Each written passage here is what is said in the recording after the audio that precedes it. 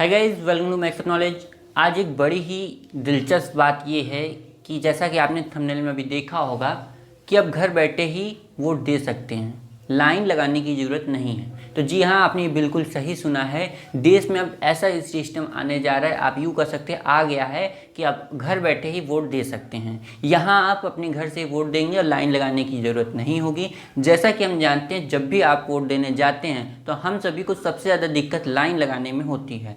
जैसा कि घंटों लाइन लगाना पड़ता है, तब जाके वोट देने का मौका मिलता है। और हम सभी जानते हैं कि वोट देना बहुत ज़रूरी होता है और हम सभी वोट देना चाहते हैं। तो इसलिए इसी काम को और आसान बना दिया गया है। क्या है ये प्रोसेस, कैसे ये आसान काम हुआ, तो चलिए शुरू करते हैं। भारत का एक राज्य है जिसका नाम है तेलंगाना। यहाँ पर एक स्मार्टफोन आधारित एक ऐप लाया गया है जिसके माध्यम से आप घर बैठे ही वोट दे सकते हैं।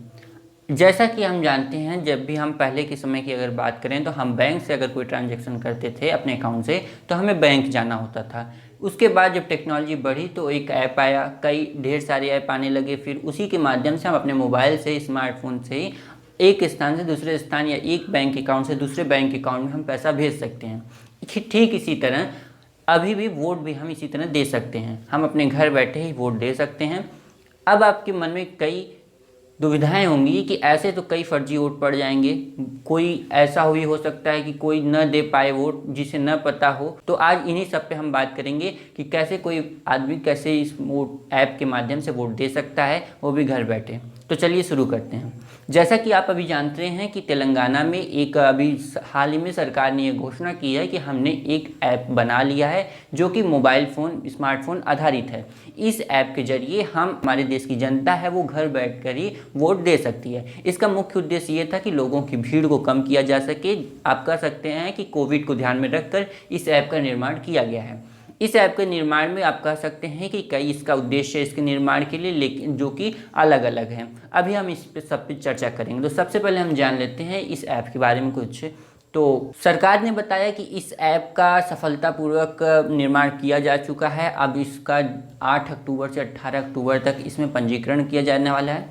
फिर 20 अक्टूबर को एक चुनाव होगा। अब आप ये कहेंगे कि क्या सरकार बदलने वाली है? तो जी नहीं, बिल्कुल ऐसा नहीं है। तेलंगाना में ये डमी टेस्ट किया जा रहा है, यानी कि अभी नकली चुनाव किया जाएगा, जहाँ पे ये पता किया जाएगा कि ये ऐप कैसे काम कर रहा है, लोग कितना इसे समझने में सक्षम है या नहीं है। तो इन्हीं सब के लिए इस ऐप को अभी पंजीकृत किया जा रहा है। 18 अक्टूबर तक पंजीकृत किया जाएगा। फिर 20 अक्टूबर को इस पर डमी चुनाव किया जाएगा।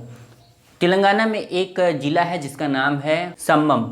इस सम्मम जिले में पहले इस जिले के सभी नागरिकों को ये छूट दी जाएगी कि आप चाहें तो इस ऐप के माध्यम से वोट देंगे, और इस ऐप के माध्यम से जो वोट दिया जाएगा 20 तारीख को दिया जाएगा। अभी उसमें पंजीकरण किया जा रहा है। जैसे आप किसी ऐप के माध्यम से अगर कोई ऐप पर अपना काम करते हैं, जैसे बैंक का कोई ट्रांजैक्शन करते हैं किसी ऐप के माध्यम से, तो आप उसमें पहले अपना अकाउंट बनाते हैं। ठीक उसी तरह पंजीकरण इस ऐप में भी किया जाएगा, जिसके माध्यम से आप 20 अक्टूबर को वोट दे सकते हैं। ये कोई चुनाव नहीं है, ये एक डमी टेस्ट है, एक नकली चुनाव आप कह सकते हैं, जिससे कि ये परीक्षण किया जा रहा है। जब भी कोई ट्रेन चलाई जाती है, कोई नया आविष्कार होता है, तो उसका पहले परीक्षण किया जाता है। ठीक उसी तरह अभी इस ऐप का परीक्षण किया जा रहा है।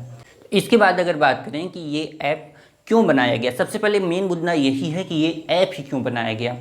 इसके पीछे कई बात है। पहली बात ये है कि जैसा कि आप जानते हैं कि जब भी इलेक्शन आता है तो ये सुनने में आता है कि ये व्यक्ति अपने इस स्थान पे नहीं है जिससे कि वो वोट दे सके अपने स्थान पे, जहाँ पे उसका वोटर आईडी जहाँ की है। लेकिन वो अगर कहीं दूसरी जगह काम कर रहा है तो उसे वोट देने के लिए वहाँ से यहाँ आना पड़ता है, जिसके वजह से उनका समय बर्बाद होता है, टाइम जो बहुत ज़्यादा लगता है, पैसे खर्च होते हैं और कई परेशानियों का सामना करना पड़ता है। और इसके अलावा बात करें, यहाँ तक कि अगर मान लें अगर कोई व्यक्ति इतना कष्ट उठा भी लेता है, वोट देने चला भी आता है, तो ठीक है। लेकिन अब बात उन पे आती है, उन विद्यार्थियों पे जो बाहर जाके पढ़ाई करते हैं, रेंट पे रूम लेके पढ़ाई करते हैं, हॉस्टल में रहते हैं। इस तरह से वो जब पढ़ाई करते हैं तो उनमें कई परेशानियों का सामना करना पड़ता है। खास करके उनकी पढ़ाई छूटती है, फिर उनका आने जाने का खर्चा, उनका समय बर्बाद होता है। तो इसी सब की ध्यान रखते हुए इस ऐप को बनाया गया। इसके बाद अगर बात करें, मान लीजिए अगर कोई विद्यार्थी अपनी पढ़ाई छोड़कर आ भी जाता है वोट देने के लिए, तो अगर हम बात करें कोई अगर घर में दिव्यांग है या कोई वृद्ध है, कोई बीमार है, तो वो वोट देने के लिए उस सेंटर पर नहीं जा पाता है। इन्हीं सबको ध्यान में रखते हुए इस ऐप का निर्माण किया गया है। हो सकता है कि अगर ये सफल हुआ तो इन सब कामों में आसानी हो जाएगी। इसके बाद अगर बात करें, कई ऐसी दिक्कतें हैं, जैसे कि अगर आप ध्यान दें कोविड-19 को मेन ध्यान में रखकर इस तेलंगाना में ये काम शुरू किया जा रहा है, ताकि जब वोट दिया जाए तो वहाँ पर भीड़ न लगे।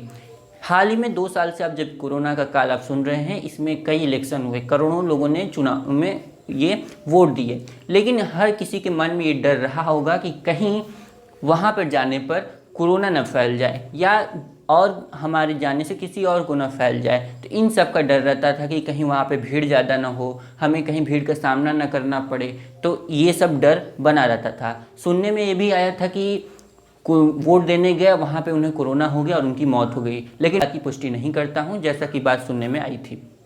इन्हीं सबको ध्यान में रखते हुए इस ऐप का निर्माण किया गया है। इस ऐप को ऐसा बनाया गया है कि सभी व्यक्ति को आसानी से इसका प्रयोग कर सकें। आप कह सकते हैं कि जैसे आप कई बड़े बड़े ऐप देखते होंगे, कोई बड़ी बड़ी वेबसाइट देखते होंगे, वहाँ पे बड़े बड़े आइकन बनाए रहते हैं, कई लिंक दिए रहते हैं, जिसके माध्यम से वहाँ पे आम जनता हैरान हो जाती है कि उसे कहाँ पे क्या काम करना चाहिए। इसी सब को ध्यान में रखते हुए इस ऐप में जो ई वोटिंग सिस्टम ऐप है, इस ऐप को बड़े ही साधारण भाषा में जहाँ की वहाँ के निवासी लोग समझ सकें।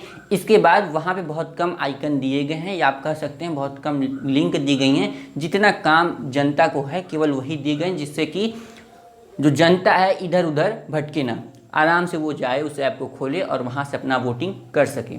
यही सब बात यहाँ पर दिया गया है। अब थोड़ा इस ऐप के बारे में जान लेते हैं कि बना कैसे और बनाया किसने। जो ई वोटिंग सिस्टम ऐप है, जो कि तेलंगाना में अभी चालू किया जाएगा, चुनाव जिसके माध्यम से होगा, उसे कई विश्वविद्यालयों के प्रोफेसर और कई आईआईटी के जो प्रोफेसर हैं उन्होंने मिलकर बनाया। खास करके इसमें आईआईटी मुंबई और आईआईटी दिल्ली का योगदान है। अगर हम बात करें भारतीय चुनाव आयोग के रजत मूना, इनका भी महत्वपूर्ण भूमिका है इस ऐप को बनाने में। ये जो कि आईआईटी भिलाई के प्रोफेसर हैं रजत मूना, जिनकी सहायता से इस ऐप का निर्माण किया गया है। इसमें आईआईटी मुंबई और आईआईटी दिल्ली भी शामिल है। और जो रजत मूना है, ये भारतीय चुनाव आयोग के टेक्निकल एडवाइज़र भी हैं। तो यही सब बातें इस ऐप को और ख़ास बना देती हैं। इसमें सरकार का बहुत भरोसा लग रहा है, विश्वास रख रही है इस ऐप में कि ये काम अच्छे से करेगी। तो इसका भी पंजीकरण किया जा रहा है 18 अक्टूबर तक, और 20 अक्टूबर से इसमें स्टार्टिंग कर दिया जाएगा। आप केवल एक ऐप के माध्यम से अब घर बैठे ही इसका काम कर सकते हैं, वोट दे सकते हैं। आपको कोई लंबी लाइन लगाने की ज़रूरत नहीं है। अब ये जान लेते हैं ये ऐप कैसे काम करेगा, कितने चरणों में इसमें काम किया जाएगा। तो ये जो ऐप है 3 स्टेप वेरिफिकेशन प्रोसेस पे काम करेगा, यानी कि 3 चरणों में आपका यहाँ वेरिफिकेशन होगा इस ऐप के माध्यम से।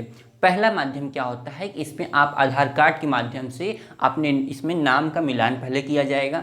फिर उसके बाद वहाँ पे जो आप फ़ोटो है आपकी, उसका ध्यान दिया जाएगा कि ये फ़ोटो, अगर आप कहीं जो वोटर है कहीं ये 15 से 20 साल अगर पहले की फ़ोटो अगर इसने आईडी अपनी बनवाई है तो कोई इसमें अंतर ना हो फ़ोटो में, इसलिए 15 से 20 साल का डेटाबेस तैयार किया जाएगा, जिससे कि ये पहचान करने में आसानी हो। इसके बाद ये ध्यान दिया जाएगा, नाम मिलाया जाएगा कि क्या जो वोटर है अभी जीवित है या नहीं। ये सब कामों को इसलिए किया जा रहा है ताकि कोई फर्जी वोटिंग ना हो पाए, एकदम प्योर वोटिंग हो, क्लीन वोटिंग हो। इस सब बातों का ध्यान रखा जा रहा है इस ऐप में। सिस्टम में इसमें आर्टिफिशियल इंटेलिजेंस का प्रयोग किया जाता है। आर्टिफिशियल इंटेलिजेंस क्या है ये भी जान लेते हैं।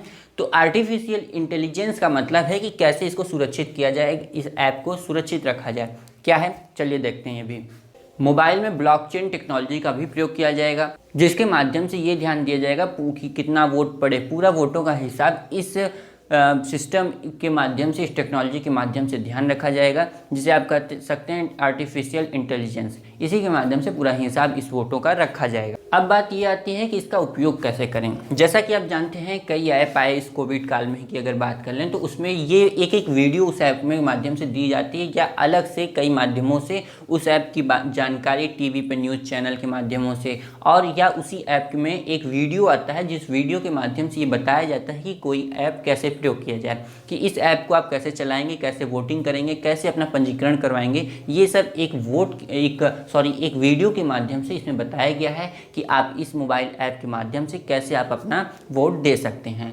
तो यही सब प्रोसेस है जिसके माध्यम से ये वोट का ये उद्देश्य है, इस ऐप का उद्देश्य है कि आप घर बैठे ही वोट दें, लंबी लाइन लगाने की ज़रूरत नहीं है।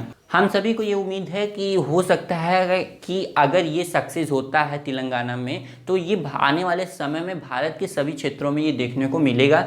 यही सब बातें हैं। आई होप कि आपको ये वीडियो अच्छी लगे। इसके पहले कि मैं इस वीडियो को अब यहीं बंद करूँ, आपसे एक रिक्वेस्ट है कि अगर चैनल पर नए हैं तो प्लीज़ सब्सक्राइब कीजिएगा। वीडियो अच्छी लगे तो प्लीज़ लाइक कीजिएगा। तब तक के लिए Jai Hind, bye bye, thank you.